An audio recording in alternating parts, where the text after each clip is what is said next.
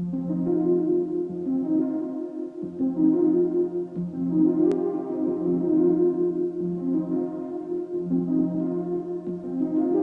think I was born just after the revolution. I don't have memories of it per se, but to relive what my parents went through, I guess in some weird spiritual way, I felt it. It felt somewhat familiar to me.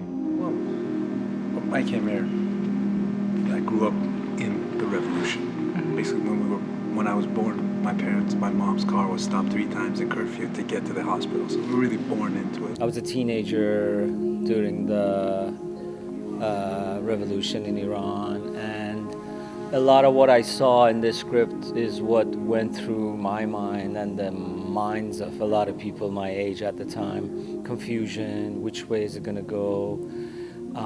There was a few weeks of total openings, freedom of this, freedom of that. It was like Iran became a European country for a very small window of time, and then all of a sudden it was something else.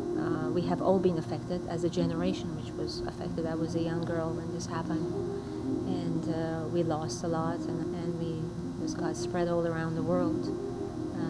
The experience has been unbelievable. Never imagined that this would be the future.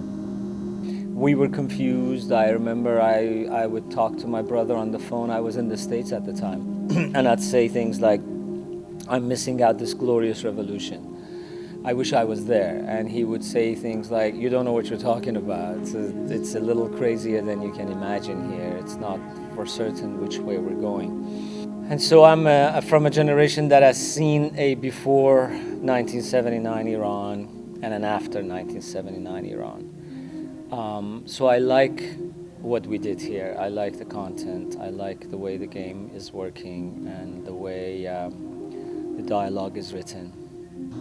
It must be said either in the format of a video game or in the format of a motion picture feature, and talk about more, and to have more the nuances and dynamics of that particular time.